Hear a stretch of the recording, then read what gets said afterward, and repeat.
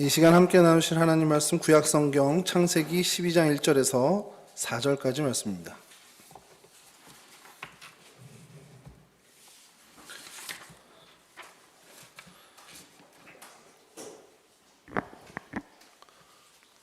창세기 12장 1절에서 4절 말씀 저랑 한 절씩 교독하도록 하겠습니다.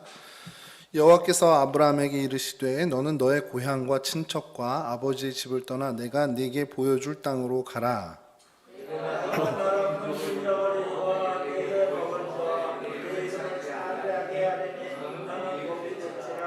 너를 축복하는 자에게는 내가 복을 내리고 너를 저주하는 자에게는 내가 저주하리니 땅의 모든 족속이 너로 말미암아 복을 얻을 것이라 하신지라. 이에 아브라함이 여호와의 말씀을 따라갔고 롯도 그와 함께 갔으며 아브라함이 하란을 떠날 때에 75세였더라. 아멘. 오늘은 성경 인물 중에 아브라함에 대해서 좀 저희가 살펴보려고 합니다.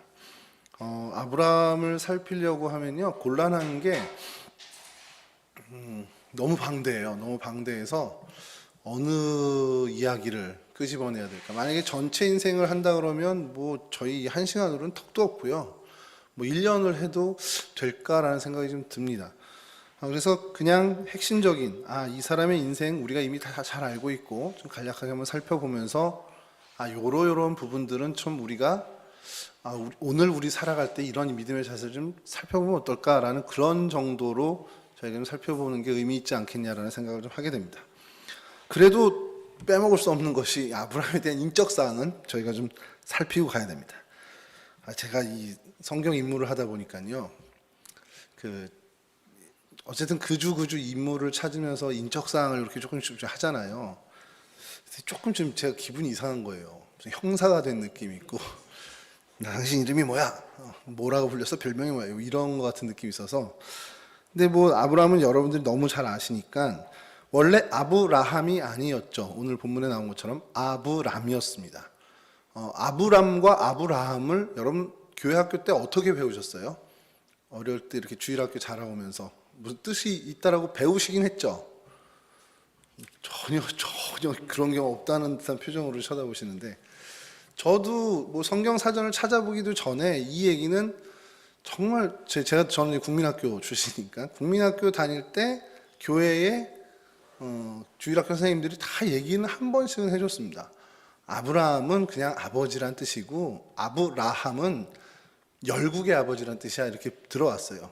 그렇게 알고 자랐죠. 그리고 그 말이 틀리지 않았습니다만 이제 신학교를 다니다 보니까 조금 좀 보는 책들이 달라지고 이렇게 자료들이 좀 달라지니까 이건 원어 뜻이 있을 거잖아요. 그래서 사실은 엄밀한 의미에서 좀 권위 있는 아버지, 그러니까 높은 아버지예요, 우리말로 치면. 근데 이게 참 어떻게 설명을 해야 되는 게 어려운 게, 그냥 아버지가 아니에요. 아바, 뭐 이거는 다릅니다. 아람어 아바하고는 이 히브리어 아브라함은 조금 다른, 이제 권위가 있는 그 집의 주인의 어떤 아버지라는 느낌이에요. 그러니까 이 가정의 주인, 이런 의미의 아버지. 저희가 왜 가부장적이다 할 때 하는 그런 약간 뉘앙스를 갖고 있는 그 아버지입니다. 그럼 아브라함은 열국의 아버지라고 그랬는데 뭘까요? 이 둘이 차이가 있어야 하나님이 좀 바꿔준 게 의미가 있잖아요. 예, 권사님 감사합니다. 이런 시간을 원했습니다. 그러니까 아브람은 가정의 이거 짱. 근데 아브라함은 모든 사람의 짱. 그러니까 이게 확대가 되는 겁니다. 그래서 열국의 아버지고 모든 족속의 아버지고, 사전적인 의미로 하면 무리의 아버지 혹은 온 국민의 아버지, 이렇게 되는 겁니다. 이제 좀 되셨죠? 조금 이게 의미가 확장된다라는 게 느껴지잖아요. 그러니까 하나님이 너 그냥 니네 집안의 그냥 가장이 아니라 내가 너를 이제는 정말 많은 너의 후손들, 그 많은 국가들, 많은 사람들의 아버지, 그러니까 조상으로 세울 거야. 이제 그 얘기를 하신 겁니다. 그래서 이름이 이렇게 바뀌었고요. 인적사항에서 가족사항을 빠뜨릴 수가 없으니까 가족사항을 찾아보면 뭐 너무 잘 아시겠지만, 사실 예전에 그 신학대학 이제 3학년인가 4학년 때쯤에 군대 갔다 와서 바로였던 것 같아요. 그 약간 다리가 이제 불편하신 우리 여자 교수님이 이렇게 하시면서 이런저런 얘기를 하시는데, 아브라함이 믿음의 조상이고 막 이렇게 각광받는 걸 너무 싫어하신 거예요. 이삭이면 자기가 인정하겠대요. 근데 아브라함은 인정하기 싫다는 거죠. 그러면서 이제 말씀을 듣는데 왜 그런가라는 거를 잊고 지내는데 한 학기 강의를 들으니까 그분이 이제 포인트로 잡은 건 이삭은 한 여인의 남편이었던 거죠. 근데 그 아버지인 아브라함은 그렇지 않았다는 거고, 조금 이따 좀 설명드리겠습니다만 사레와 하갈에서 사레가 하갈을 왜 아브라함에게 줬습니까? 후사 때문에 한 거잖아요. 그러니까 거기까지는 인정을 하는데 그 뒤에 아브라함이 행보가 또 있습니다. 그걸 이제 많은 사람들이 쉬쉬하는 공공연한 비밀이 되는데 그걸 좀 이따 좀 말씀드릴게요. 그래서 그 교수님이 그거에 대해서 좀 그렇게 하시는데 그 부인들에게서 얻은 자녀들이 있죠. 이삭이 어떻게 보면 적자입니다. 그 계보를 이어가는 아들이고, 그보다 근데 먼저 태어나긴 했지만 이스마엘이 있었고요. 그 뒤로 그냥 이름만 들으세요. 시므란, 욕산, 무단, 미디안, 이스박, 수아라는 아들들이 또 있었습니다. 뭐 딸은 언급 안 됐으니까 몇 명인지 모르지만 그렇게 8명이 있어요. 그리고 뭐 그 이스마엘의 후손도 계속 이제 성경에 언급되고, 그 손자의 또 후손들이 이렇게 등장하는 것이 창세기 25장 1절에서 4절인데, 이건 잠깐 화면으로 띄워드리겠습니다. 창세기 25장 1절에서 4절인데 그런 게 있다라고 해서 그냥 이렇게 읽어보시면 그냥 넘겨주세요. 쭉쭉쭉. 왜 이 말씀을 드리냐면, 그 국민학교 우리 교회학교 제 시절에 혹시 그런 노래를 아까 제가 전도사님께도 여쭤봤는데 잘 모르시는 것 같은 눈치더라고요. 믿음의 조상 아브라함은 7명의 아들이 있었는데, 그래서 영상도 좀 준비했습니다. 한번 들어보시죠. 나 전도사님이 아주 애를 많이 써주십니다. 될까요? 뭐 안 돼도 할 수 없지만 한번. 네, 소리가 여기서 또 아까 그래서 열심히 하셨군요. 예, 그거 맞습니다. 소리는 안 나네요. 그냥 제가 해드리면, 믿음의 조상 아브라함은 7명의 아들이 있었는데요. 그 중에 하나 키가 크고요. 나머지는 작대요. 여기가 중요한 게 아니라 그 다음이요. 오른손 올려요. 뭐 왼손 올려요. 이렇게 해서 레크레이션 시간에 쓰는 이 노래였습니다. 이게 저 때만 한 게 아니고요. 지금도 이걸 하는 그게 있더라고요. 자, 근데 여러분, 아까도 말씀드렸지만 믿음의 조상 아브라함이 아들이 7인가요? 8명입니다. 8명. 근데 왜 이렇게 됐을까요? 이게 제가 어릴 때부터 갖고 있던 궁금증인데, 예전에 알아냈어요. 드러낸 거는, 이게 원래 어떤 노래가 있는데 그냥 그 노래를 우리가 레크레이션에 쓰다 보니까 그 주인공 이름을 빼고 아브라함을 넣었는데 그 뒤에 건 안 바꾼 거예요. 미처. 그분이 성경을 안 본 거죠. 신경을 안 쓴 게 아니라 그냥 신경을 안 쓴 거죠. 실수라기보다는 신경을 안 쓴 거죠. 그래서 그 노래가 뭔지를 예전에 들었는데 제가 까먹고 살다가 몇 주 전부터 이제 아브라함을 준비를 해야 되겠다는 생각으로 이렇게 해서 클릭했는데 제가 찾아냈습니다. 보여줄 수 있나요, 이거 소리는 안 날 수 있지만 제가 또 불러드릴게요. 이게 원래 캄보디아에 계신 이주호 선교사님이 이 블로그에 올려놓으셨어요. 그래서 이거 뭐 그 핑크퐁도 넣어도 됩니다. 그 광고. 이건 광고예요. 여기 아니고 요 다음에 나오는 겁니다. 좋네요, 저희 교회. 예, 요겁니다. 뚱보 아저씨라는 노래인데, 뚱보 아저씨 집에는 7명의 가사가 친절하게 나오네요. 자, 7명의 아들이 있었는데요. 그 중에 하나 키가 크고요. 나머지는 작대요. 그러면서 이제 레크레이션에 쓰는 이제 뭐 오른발 굴러요. 뭐 이런 식으로 이렇게 쭉 이어가는 거거든요. 여기에다가 교회에서 쓰려고 하다 보니까 뚱보 아저씨는 가우진 목사 같은 사람이 상처받을까봐 빼고 이제 아브라함을 넣은 겁니다. 예, 됐습니다. 여기까지. 이 다음에 한번 제가 소리까지도 한번 저희가 한번 연구해 보겠습니다.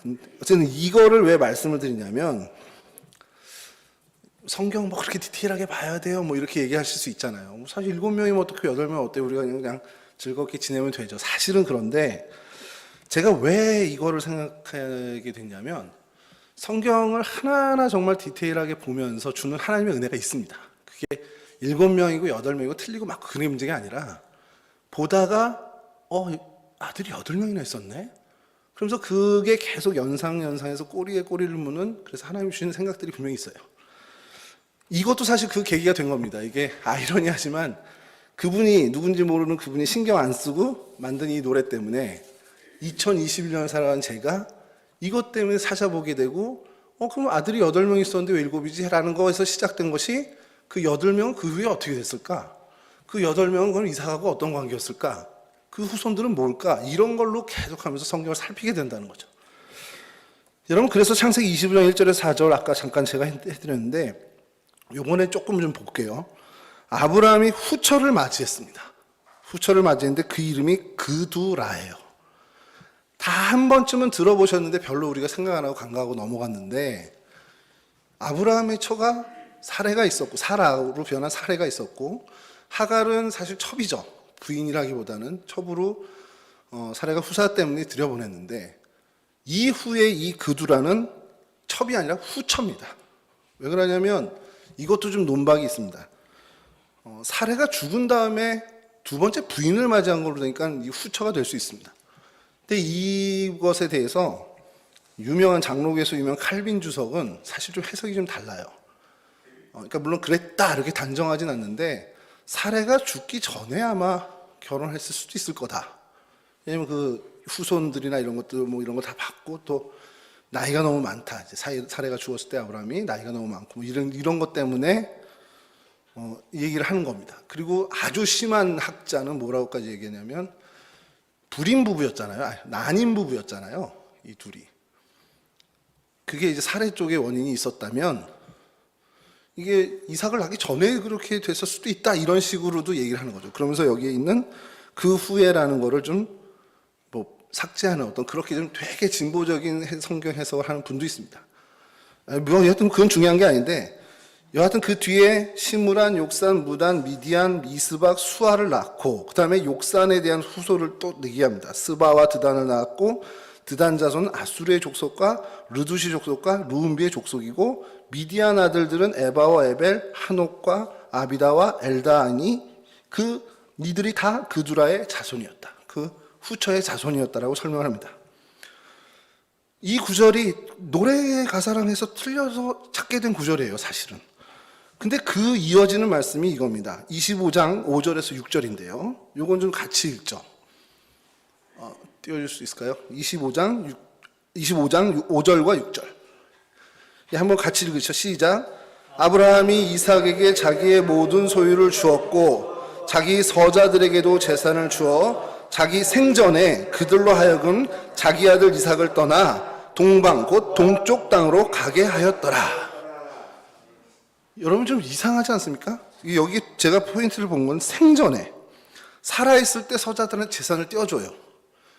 우리 신약 성경에 나오는 방탕한 아들에게 이렇게 재산을 나눠주는 것처럼 유산을 먼저 떼어줍니다. 떼어주는 목적이 뭐냐? 내 아들 이삭을 떠나서 동쪽 땅으로 분리시키는 겁니다. 여러분 이제 요쯤 되면 상상이 되시죠? 왜 분리시킬까요? 그 서자의 아들들 그 6명을 내 아들 이삭과 멀어지게 하는 겁니다. 왜? 훗날에 이들이 무슨 갈등이나 뭐 이런 거 생길 거라는 걸 염려해서 그렇게 하는 거겠죠. 뭐 10중 8군 그럴 겁니다. 자, 그래서 이런 부분에 대해서 이제 뭐 이렇게 주석들이나 자료를 보면 이래요. 25장 7절, 10절 그 뒤에입니다. 자, 그렇게 분리시켜 놨더니 어떤 일이 벌어졌냐면, 요건 제가 그냥 읽어드릴게요. 눈으로 좀 따라오십시오. 25장 7절에서 10절인데요. 예, 좀 띄워주시면 7절. 예. 아브라함의 향년이 175세라. 그의 나이가 높고 늙어서 기운이 다하여 죽어 자기 열조에게로 돌아가매. 이제 중요합니다.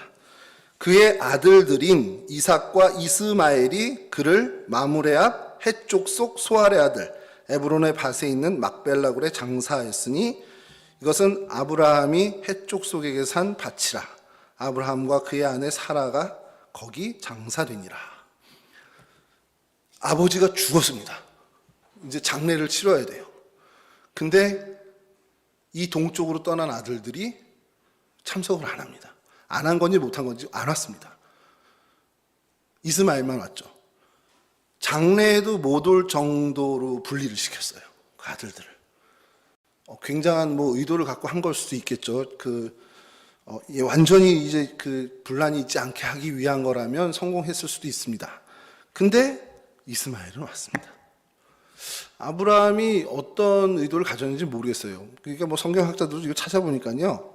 이스마엘은 그 서자들과는 좀 다른 특별한 대우를 받았다라는 해석도 있고, 이스마엘 역시도 같은 그런 분리 조치를 당했는데 이스마엘은 그 조치를 다 뚫고 이 근처, 그러니까 뭐 사실은 이삭이 그의 브엘라 헤로이 근처에서 계속 거주했는데 그 근처 어디에서 계속 거주하면서 했을 거다. 물론 성경에 보면은 하윌라 땅에서부터 아수르고 이어지는 애굽 그 술 지역까지 이스마엘 후손들이 거주하는 게 나옵니다만, 그러면 그게 멀진 않거든요. 그러니까 그 분리 조치를 못한 거다. 이게 못한 건지 아니면 이스마엘에게만 특혜를 준 건지 모르지만 어쨌든 간에 이스마엘과 이삭은 계속해서 근거리에서 아버지 장례에 참석할 수 있다. 이걸 또 은혜롭게 해석하시는 분은 둘이 결국 화해했구나, 이렇게 해석한 것 수도 있어요. 근데 뭐 이랬든 저랬든 그게 중요한 게 아니라 아브라함이 이렇게 디테일하게 다 그 서자들에 대해서까지도 조치를 했음에도 불구하고 이스마엘은 그것과는 좀 다른 방향, 뭐 그게 의도한 거라면 모르지만 의도했다라면 그것도 실수인 것이, 그 이후에 이 두 자손들에게, 이 두 아들에게서 퍼져진 자손들이 지금까지도 싸우고 있습니다. 저 중동은 아직도 그것 때문에 시끄럽잖아요. 이 아랍 쪽 속에 어떻게 보면 선조가 되는 이스마엘과 이 히브리 민족의 선조가 되는 이삭이 지금까지도 그 갈등과 분열. 그러니까 아브라함의 그 믿음의 행동이 아닌 거죠. 그 사례가 하가를 이제 취하게 한 것을, 그 하나의 사건이, 그때 벌어진 그 사건 하나로 인해서 지금까지도 많은 사람들이 고통을 받고 있다라는 겁니다. 인간의 한계고 인간의 능력에 어떻게 보면은 한계점을 저희가 본다라는 거죠. 그 이후에도 뭐 자기 서자들이 이렇게 이삭을 좀 혹시라도 괴롭힐까 해서 그 분리 조치까지 정말 생전에까지 다 그런 유산을 떼어주면서 조치를 했음에도 불구하고 사실 의도대로 안 될 수밖에 없다라는 걸 우리가 이걸 보는데, 이거 출발이 뭐예요? 7명의 아들이냐 8명의 아들이냐부터 이제 출발해서 보기 시작한 겁니다. 근데 여러분 정말 그러니까 성경을 정말 하나하나 디테일하게 봐가면서 주시는 그 또 다른 하나님의 은혜를 저희가 발견할 수 있는 그 기회가 될 수 있다는 겁니다. 그런 의미에서 이렇게 좀 아브라함에 대한 요거 좀 얘기를 하는데, 이제 아브라함의 일생을 좀 이렇게 좀 살펴봐야겠죠. 정말 살펴보면요, 우리가 본받을 만한 모습이 훨씬 더 차고 넘칩니다. 그거는 인정할 수밖에 없습니다. 근데 반대로, 야, 이거는 우리가 안 닮아야 되는 거 아니야라는, 그러니까 좀 소위 말하는 반면교사로 삼아야 될 모습도 상당히 있는 것도 사실이에요.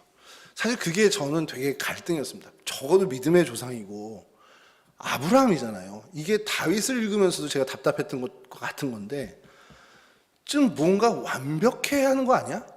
예수님만큼은 아니더라도 좀 흠을 좀 찾을래야, 그거 누가 찾아내도, 억지로 찾아내도, 야, 그게 무슨 흠이냐라고 할 정도로 좀 돼야 믿음의 조상이고 이렇게 돼야 되지 않나라는 생각을 했는데, 아브라함을 보면 정말 그렇지 않은 모습이 너무 많다는 겁니다. 그래서 이런 아브라함을 보면서 우리가 놓치지 말아야 되는 것들, 그런 것들을 우선적으로 이건 놓치지 말자라는 것을 좀 정리하고, 야, 요건 좀 담지 말자, 반면 것을 삼고, 그렇게 하면서 나도 그러면 어떻게 살아야지를 결단해야 되는 게 우리가 성경 속의 인물 이 아브라함을 살피면서 찾아내야 되는 숙제라는 거죠. 그래서 통틀어서 아브라함 인생 전체를 보면서 제가 딱 결론 내린 게 하나가 있습니다. 정말 놓치지 말아야 하는 최우선적인 게 뭘까라고 했을 때, 믿음, 신앙생활이라는 거, 믿음, 이 신앙생활이라는 건 내가 시작하는 게 아니라 하나님이 시작하게 하신다는 겁니다.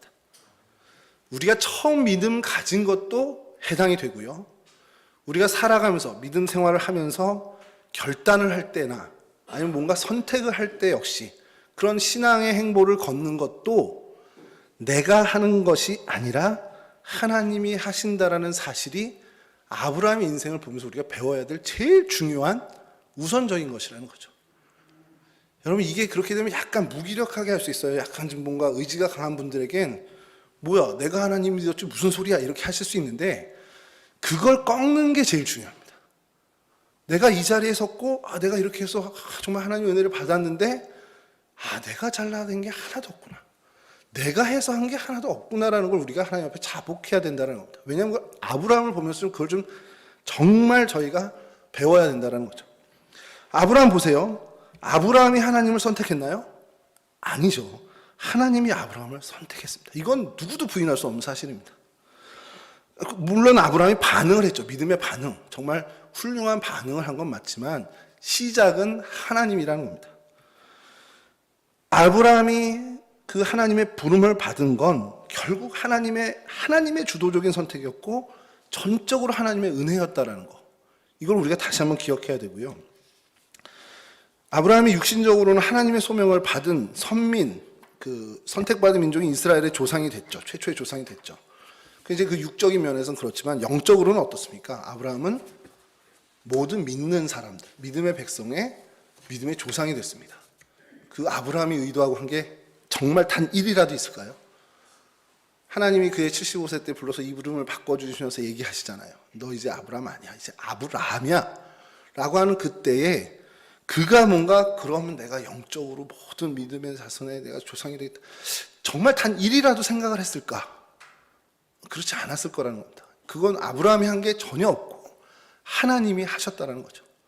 심지어 육적인 그의 이스라엘 조상의 이스라엘 민족의 그 신앙의 어떤 조상이 된 건 역시도 사실 아브라함이 한 건 없다라는 겁니다. 그건 다 하나님의 섭리로 하신 거죠. 그러니까 아브라함이 정말 우리가 아는 이 믿음의 조상 아브라함이 되기까지의 그 여정의 모든 여정의 시작부터 그 모든 과정 하나하나까지 다 하나님이 하신 거라는 사실을 우리가 알 때 그렇구나라고 끝날 게 아니라 그럼 우리는 뭐야? 나는 어떤가? 라는 것으로 생각을 갖고 들어와야 된다는 거죠. 제가 부끄럽게도 여러분 어쨌든 목사입니다. 근데 목사가 될 만한가라는 생각을 제 스스로 해보면 제가 그렇게 믿음이 좋지 않아요. 어릴 때부터 제가 이제 자란 교회에 저보다 이제 선배님들이지만 담임 목사님 아드님들은 정말 목사님 아들도 정말 좋아요. 지금 현재 또 목회를 하고 계시고 정말 모범적인 목사님이신데 그때부터 남달랐단 말이에요. 장로님께서 태어날 때부터 남달랐나 이런 생각을 좀 하긴 하는데 그런 모습이 저는 하나도 없어요. 제가 스스로 생각해도. 지금도 마찬가지인 게 제가 이제 48인데 우리 나이입니다. 우리 나이가 아니라 만으로 48입니다. 요즘 만으로 얘기하는 게 자꾸 안 그러면 50 얘기를 해야 돼서 제 또래의 목사님들을 이렇게 바라보면 다들 정말 굵직굵직한 믿음의 사건, 하나님과의 관계가 너무 좋아 보이는 거예요. 너무 부끄러운 겁니다. 이렇게 볼 때마다. 심지어 이제 후배들을 만나도 얘기 들으면 그래요. 그럼 제가 생각하기엔 난 뭐 한 거지? 이런 생각이 들 정도로 그런데 목회를 하고 있단 말이에요. 그러니까 결국엔 여기서부터 이제 다 이 생각을 갖고 들어오면 그래 이게 하나님이 하셨다라는 게 고백이 나올 수밖에 없구나라는 것을 알게 된다라는 겁니다. 여러분 이 생각이 제가 느닷없이 길 가고 바람 맞으면서 들에 핀 그 개나리 보면서 생각이 했겠습니까? 하나님 말씀을 보다 보니까 난 뭐지? 아브라함은 이런 은혜를 누렸는데 나는 뭐지? 이러다가 보니까 나를 살피게 되고 점검하게 되고 나도 결국 이런 것도 있고 또 하나는 그래도 이 데라는 셈의 후손 아닙니까?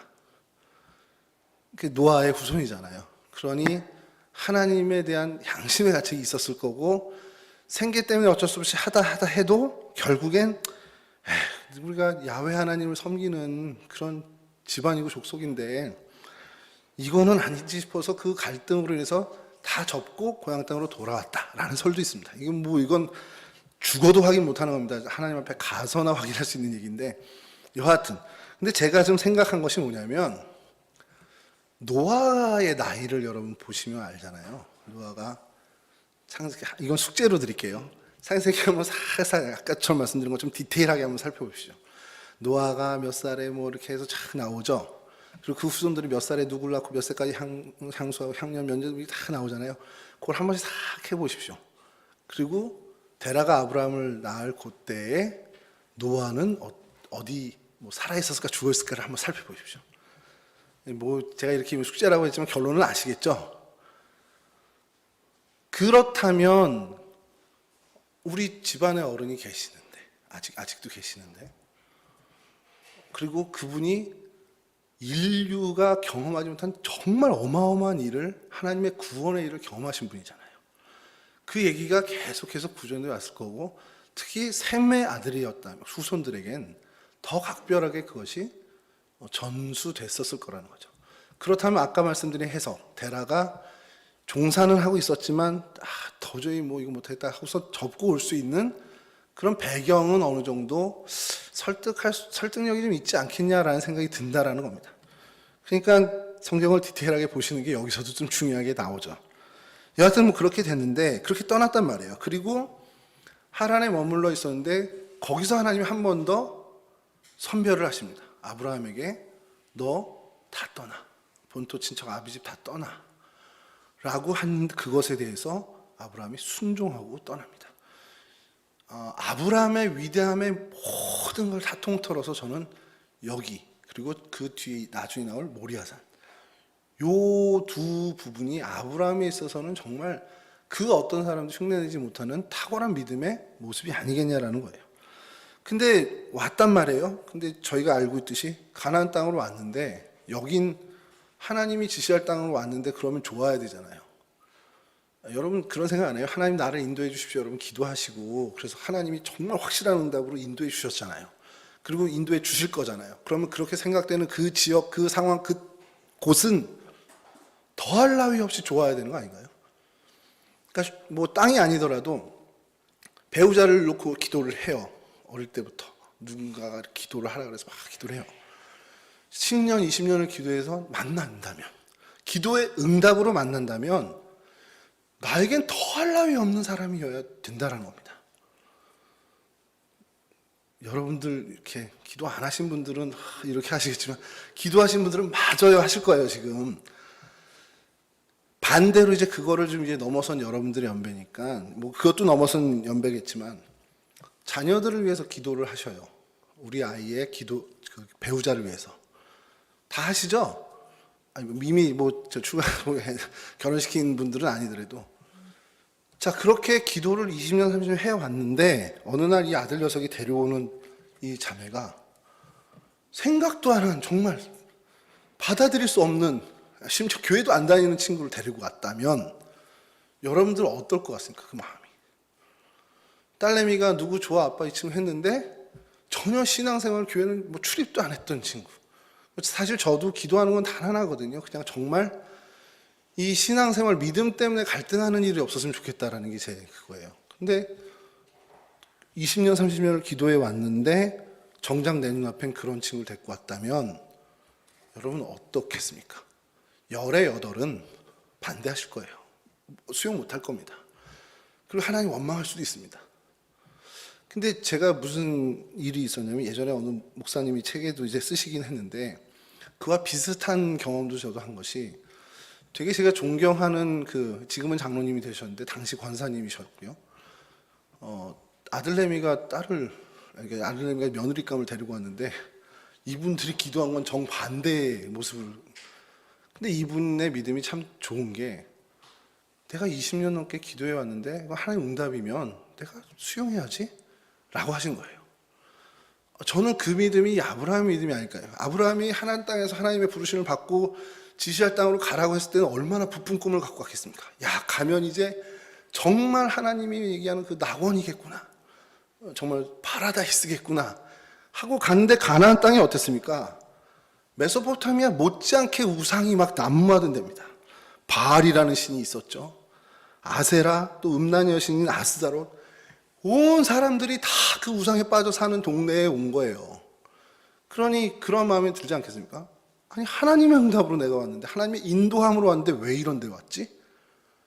여러분 그 지시할 땅으로 가라 해서 그 털고 일어난 믿음도 대단한 믿음인데, 저는 아브라함의 믿음이 거기보다 사실 더 큰 믿음은 그 땅에 수용하고 정착한 믿음도 우리가 생각해야 된다는 겁니다.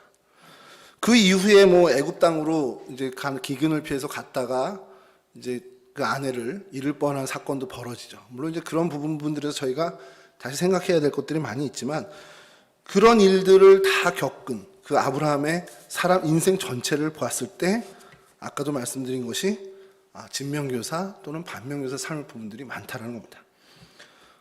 그래서 여러분 제가 지금 몇 가지 그러면 오늘 이제 시간이 뭐 거의 다 됐으니까요.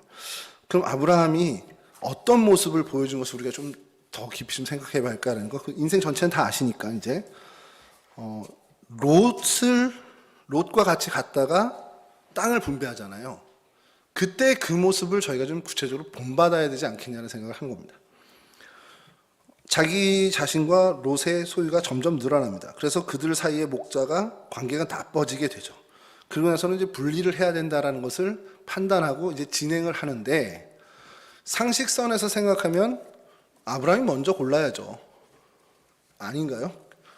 아브라함이 먼저 골라야죠. 근데 뭐 우리나라 유대 전통, 어떤 유교 전통이 아니라 유대도 그렇게 합니다. 그리고 세계 어느 곳이 다 그렇고 그게 상식인데, 아브라함은 좀 더 약자라고 생각한 조카 롯에게 그 선택권을 먼저 줍니다.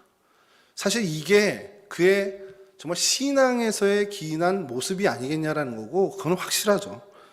이게 오늘날 우리 이 땅에 치열한 경쟁 속에 살아가는 저희들에겐 전혀 보여지지 않는, 이 땅을 살아가는 일반인들뿐만 아니라 우리 믿는 그리스도인들에게서도 보여지지 않는 모습이 좀 안타까울 뿐입니다.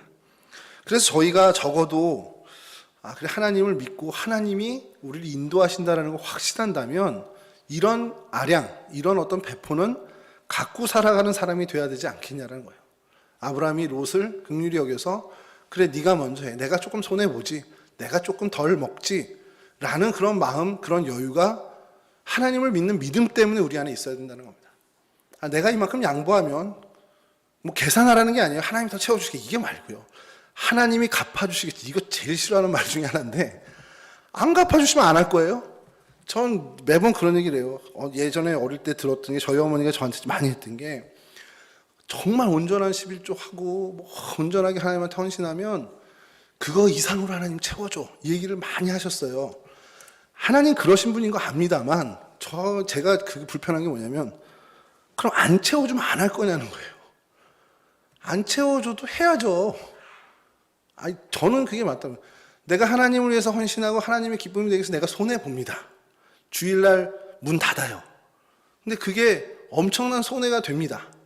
근데 거기서 하나님이 다른 걸로 갚아주실 거야? 채워주실 거야?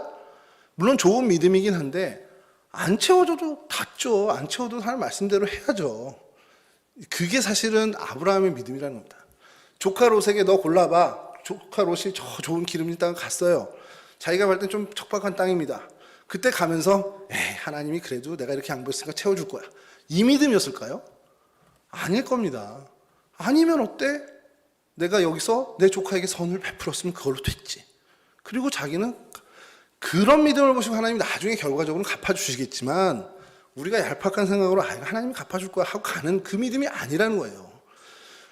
훗날에 봤을 땐 비슷한 모양일 수 있지만 완전히 출발이 다른 얘기입니다. 그렇게 조카 롯에게 양보하는 모습을 오늘을 살아가는 저희들이 좀 닮아야 되겠다라는 생각을 좀 해보게 됩니다. 두 번째로 이 성경 속 인물 아브라함에게서 저희가 좀 닮아갈 모습은, 이 소돔 땅에 거하던 조카 롯이 포로로 잡혀갔을 때 보여준 아브라함의 모습입니다. 영화 300이라는 영화가 있잖아요. 제가 그거를 이렇게 보면서 깜짝 놀란 게, 내가 예전에 아브라함에 대해서 생각한 게 이제 좀 지워지면서 저런 모습일 수 있겠구나 생각한 겁니다. 뭐 많은 그 여성 팬들이 좋아하는 영화래요. 막 몸짱 300명이 나와가지고 와 이러고 다녔다면서. 근데 진짜 보기에 너무 이렇게 좀 광한 군대처럼 스파르타 군사들이 보이는데, 비슷하게 아브라함이 요때 318명을 데리고 갑니다. 그리고 롯을 구출해 와요. 그 사람들이 그냥 저처럼 이런 체형의 쌈꾼들이 아니었을 거라 생각을 합니다. 다 몸짱들이었지 않을까. 자, 그렇게 대적하고 해왔어요. 그러니까 거기서 우리가 좀 보는 것이, 롯에 대한 무한 책임을 갖고 있다는 겁니다. 내 가족이고 내 조카고 나를 따라왔던, 그래서 고향 땅을 같이 떠나왔던, 어떻게 보면 나를 믿고 따라온 사람이죠. 사실 우리 표현으로 의리라고 할 수 있는데, 이런 사람에 대한 어떤 이런 무한 책임의 마음이 정말 하나님이 좋게 보시는, 정말 좋게 보는 그런 선량한 마음이다라는 것을 확신하게 됩니다. 이후에 다시 한번 좀 말씀드리면 멸망당하는 소돔과 고모라 중보도 이어지는 얘기죠. 저의 그 생각이 들어요. 야, 이런 책임감, 그리고 이런 헌신, 그리고 거기에 하나 더 넘어서 무엇이 있었냐면 전쟁을 치르고 다 취했을 거 아니에요, 그 전리품들을. 근데 그것에 대한 욕심이 없습니다, 아브라함은. 그러니까 그게 목적이 아닌 거예요. 이 사람에 대한 목적이지, 이걸 통해서 내가 어떤 이득 계산해보고 아, 이게 나한테 유익이 되네, 이걸로 행동한 사람이 아니라는 겁니다. 그냥 그 사람에 대한 긍휼, 그 사람에 대한 아픔, 그 사람에 대한 책임감으로 한다는 거죠. 저는 이게 오늘 크리스찬들이 지금 가져야 되는, 2021년을 살아가는 우리 크리스찬들이 가져야 되는 되게 중요한 마음이 아닌가라는 거예요.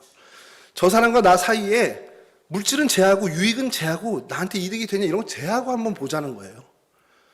그냥 내가 사랑하는 내 공동체의 지체, 아니 나에게 하나님이 맡겨주신, 내게 붙여주신, 뭐 불신자도 상관없습니다만 나에게 붙여주신, 나에게 책임지라고 하나님이 맡겨주신 사람이라면 그냥 그거 하나로 그 사람을 위해서 내가 좀 헌신하고 내가 좀 손해보고 내가 희생하는 것들이 그리스도인들이라면 당연히 해야 되지 않겠냐라는 거예요. 근데 항상 우리는 그 관계와 사이에 계산이 들어갑니다. 그걸 좀 걷어내는 거, 죽을 때까지 그거 걷어내는 걸 좀 해봤으면 좋겠다는 생각이 듭니다.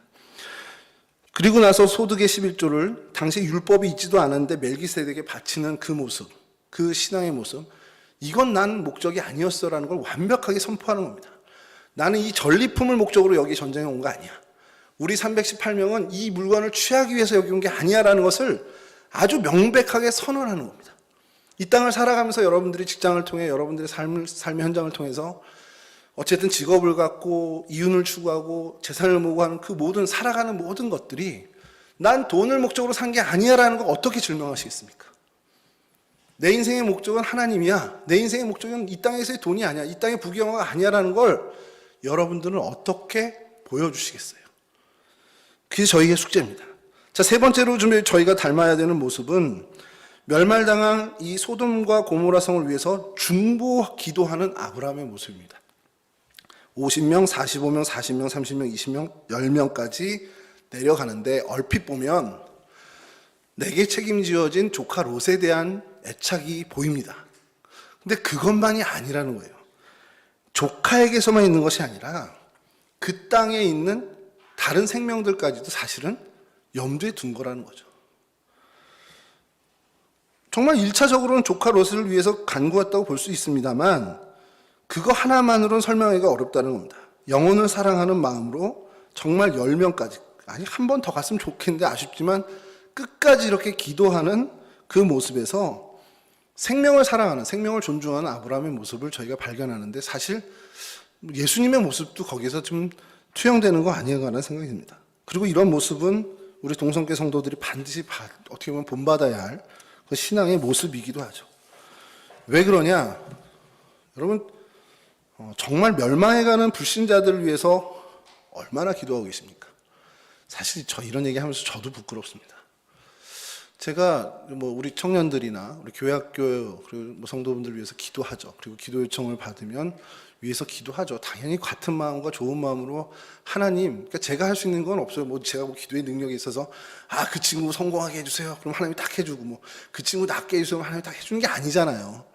그냥 제 마음이 하나님, 그 친구 긍휼히 여겨주세요. 불쌍히 여겨주세요. 우리가 합심해서 그 마음으로 하나님께 같이 간구하는 거죠.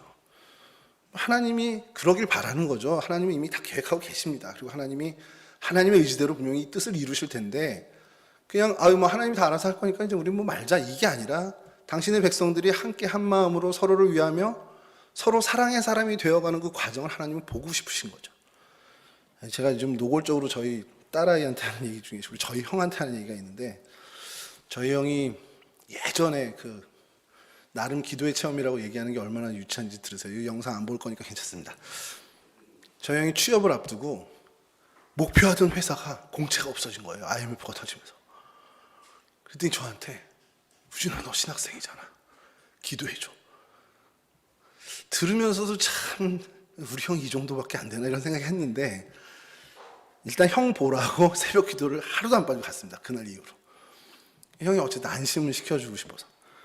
근데 이게 놀라운 일이죠. 기도응답은 아닙니다. 여러분 정말 들으세요. 그 회사에서 그 다음에 넘어가자마자 공채를 발표를 한 거예요. 근데 저 형이 그거 발표를 집에 와서 내 동생이 기도해서 응답했다 이런 얘기를 하는 거예요. 그래서 야, 저 수준이 언제 좋아질까? 이제 그때부터 전 고민이었죠, 저희 형. 근데 저 형이 그렇게 기도를 하면 제가 늘 요즘도 근데 가끔 그렇게 해요. 우준아 나 요거 있는데 기도해줘.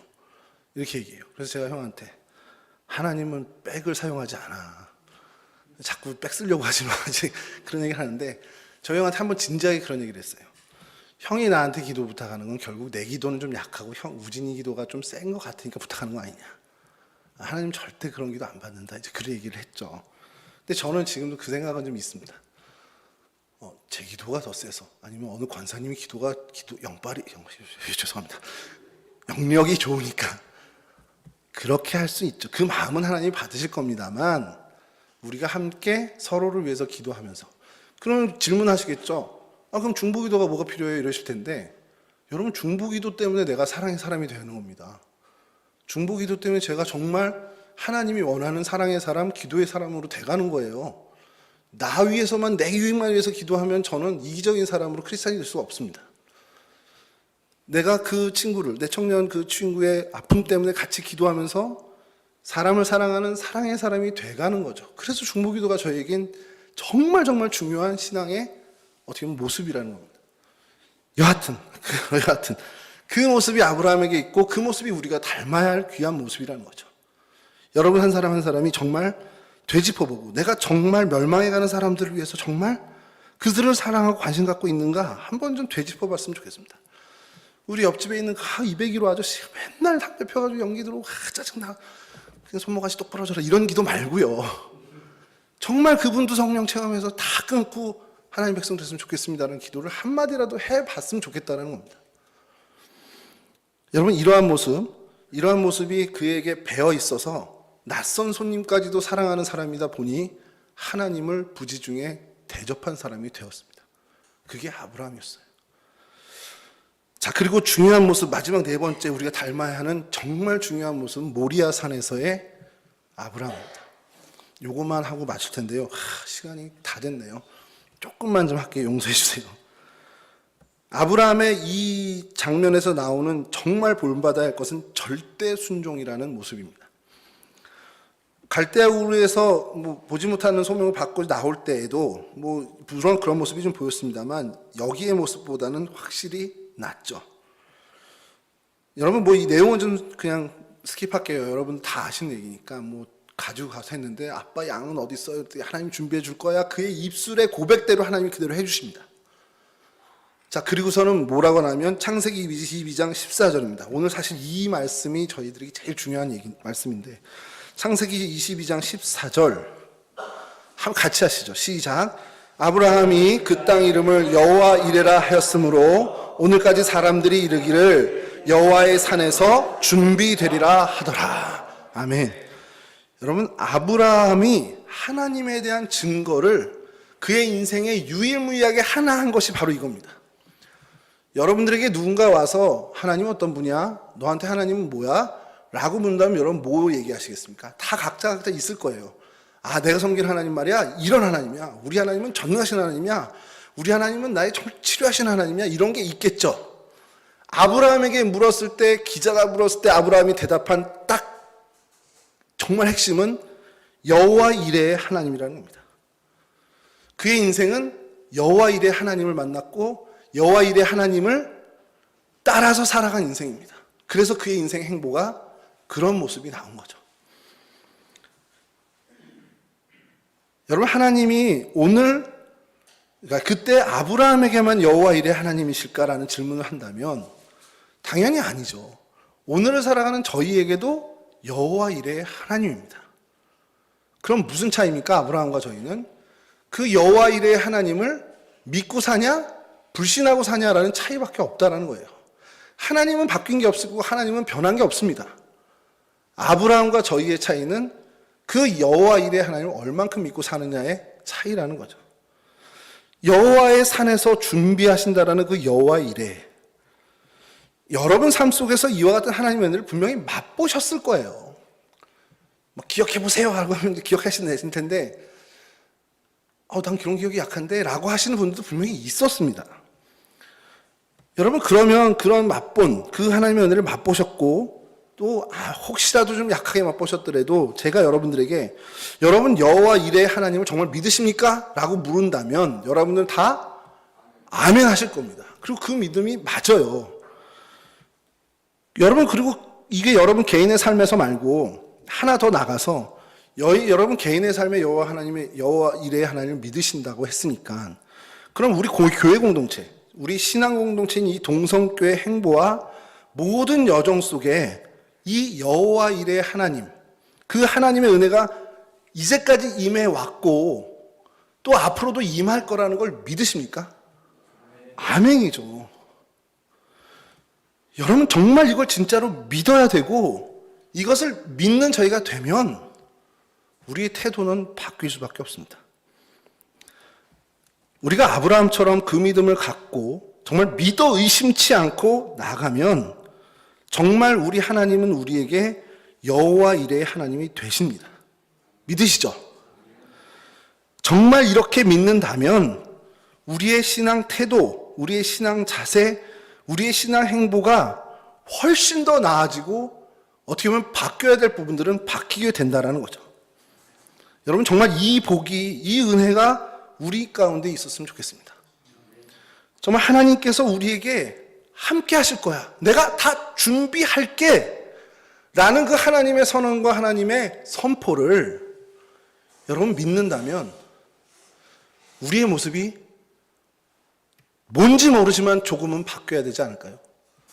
뭔지 모르지만 우리의 행보가, 우리 공동체의 행보와 공동체의 선택이 조금은 여호와 이레 하나님을 믿는 그런 공동체다운 선택을 해야 되지 않겠냐는 겁니다. 누가 봐도 그냥 보통 교회 모습이네? 이게 아니고요. 누가 봐도 저 교회 하나님 다 준비하시네 라는 걸 느끼지 못하는 선택 말고요. 정말 누가 보더라도 우리의 모습 속에서 우리의 이 믿음이 드러나는 선택을 했으면 좋겠다는 겁니다.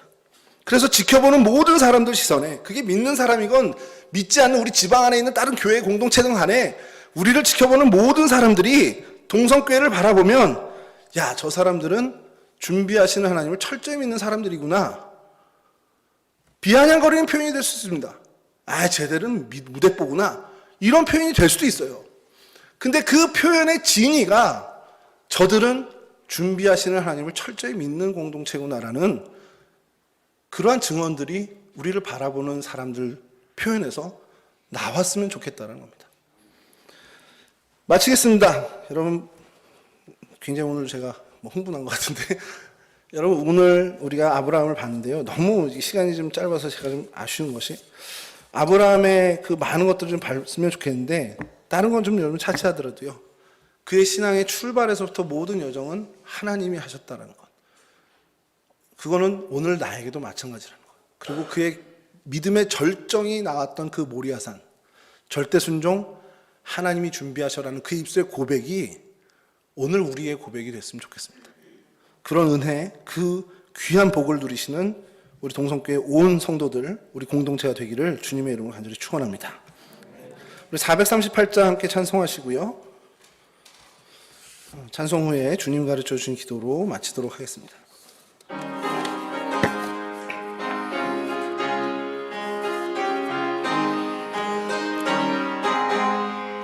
내 영혼이 은총 입어 중한 죄짐 벗고 보니 슬픔 많은 이 세상도 천국으로 화도다.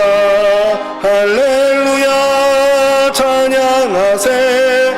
내 모든 죄 사함 받고 주 예수와 동행하니 그 어디나 하늘나라. 주의 얼굴 뵙기 전에 멀리 뵈던 하늘나라 내 맘속에 이루어지니 날로 날로 가깝도다. 할렐루야